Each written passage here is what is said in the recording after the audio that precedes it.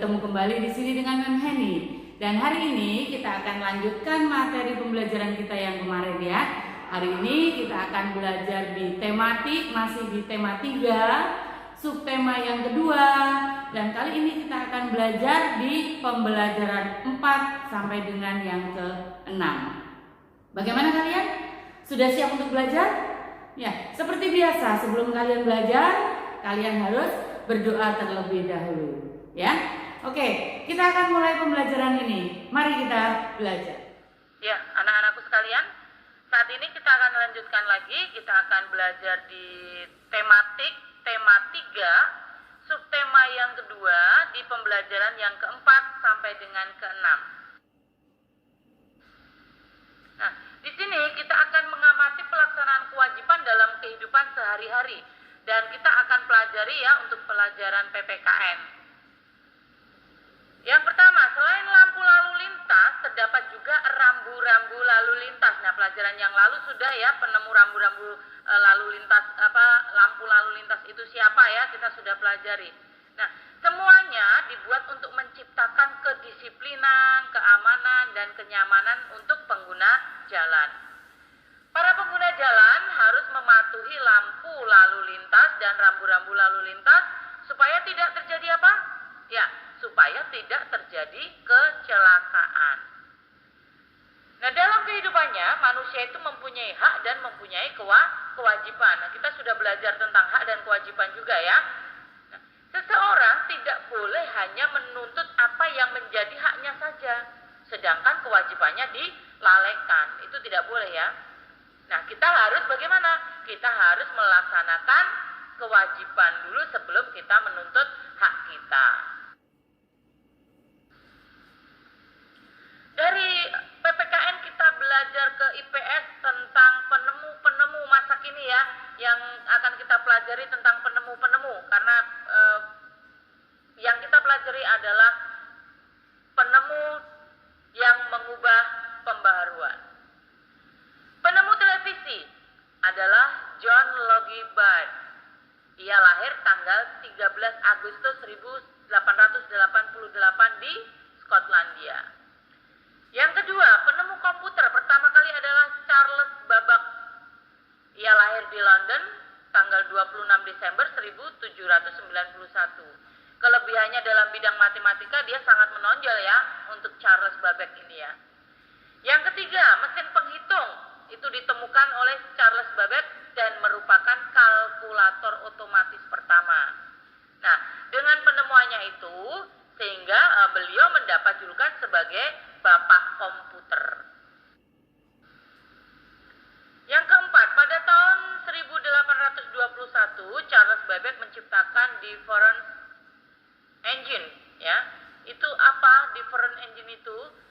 Difference engine itu adalah sebuah mesin yang dapat menyusun tabel matematika. Pada tahun 1856, ia pun mampu menyelesaikan sebuah mesin mengenai operasi aritmetika. Mesin ini dinamakan analytical engine. Dan masih banyak lagi mesin-mesin temuan yang lainnya. Nah, Charles Babbage wafat di London pada tanggal 18 Oktober 1871. Kita lanjutkan.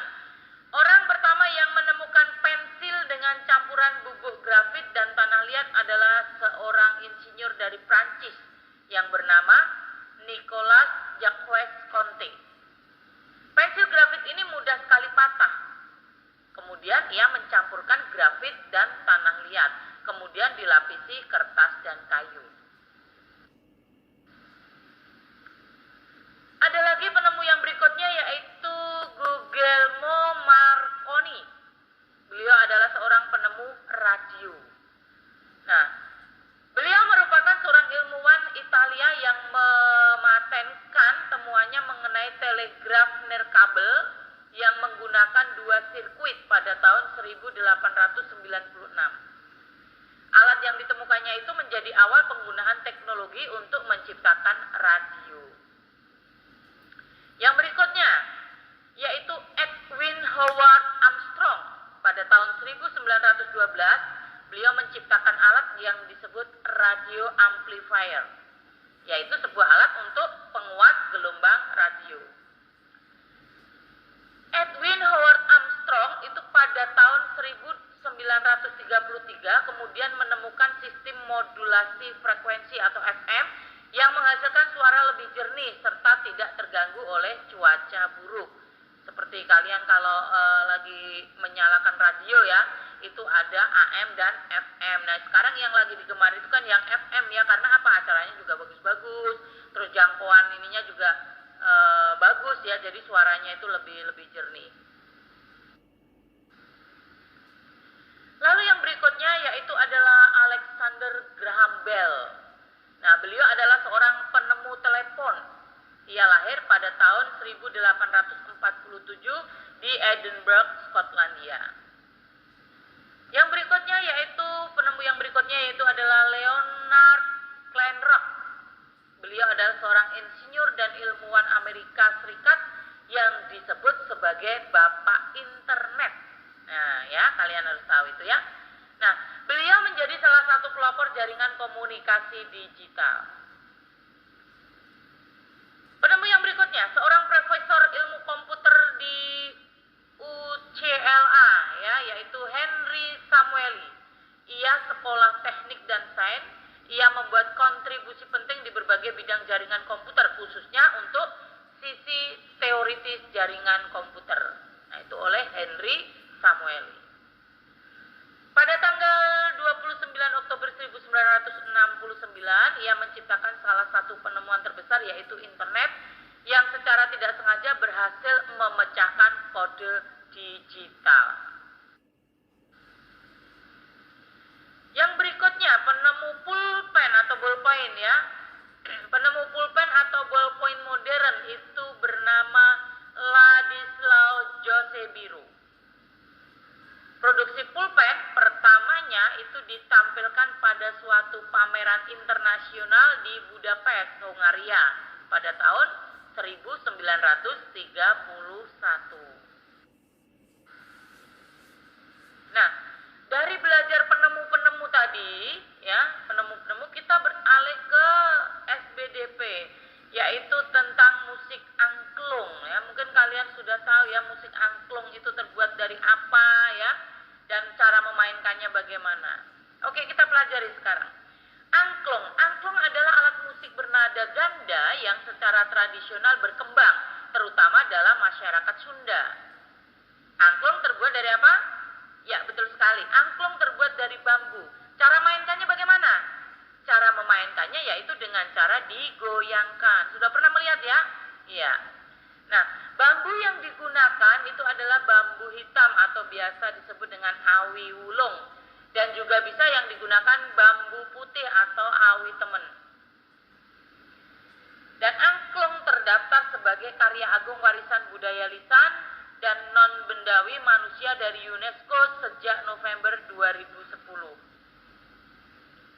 Masyarakat masyarakat Baduy ya, Sunda asli, memainkan angklung sebagai bagian dari ritual menanam padi.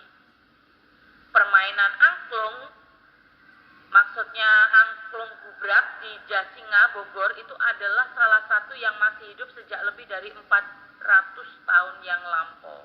Jadi permainan angklung gubrak di Jasinga itu di Bogor ya, itu adalah satu yang masih hidup sejak lebih dari 400 tahun yang silam. Ya, kita lanjutkan. Konon katanya angklung diciptakan dan dimainkan untuk memikat Dewi Sri turun ke bumi agar tanaman padi rakyat tumbuh subur. Nah, angklung sendiri juga dikenal sebagai penggugah semangat dalam pertempuran. Nah, itulah sebabnya waktu pemerintah Hindia Belanda itu sempat melarang masyarakat menggunakan angklung. Nah, dari angklung kita beralih ke suling. Suling merupakan salah satu contoh alat musik tiup. Di berbagai negara, suling memiliki beberapa nama yang berbeda-beda, di antaranya flute itu di Eropa, fi itu di Jepang, bangdi, quidi, hindi, dadi itu di Cina, dan di India, Pakistan, dan Bangladesh itu disebut sebagai bansuri. Ya, itu tadi adalah nama-nama suling di berbagai negara. Salah satu tokoh penemu suling itu adalah Theobald Boehm. Pada tahun 1832, ia mengembangkan mekanisme dan sistem penjaringan pada suling sehingga mempermudah bagi kita untuk memainkannya. Ya, dari belajar tentang angklung dan suling, sekarang kita beralih ke bahasa Indonesia, masih tentang kalimat efektif ya. Kalimat efektif adalah kalimat yang sesuai dengan kaidah bahasa, baik ejaan maupun tanda bacanya, sehingga mudah dipahami oleh pembaca atau pendengarnya.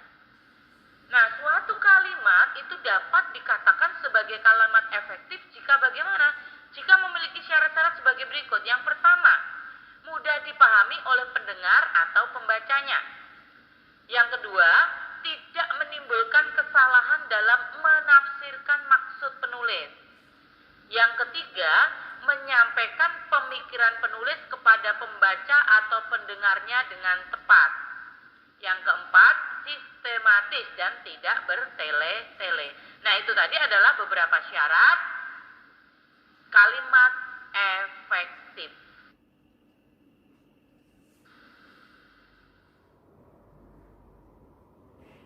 Nah, anak-anakku sekalian, itu tadi materi kita pada hari ini, dan semoga materi ini bisa bermanfaat buat kita semua.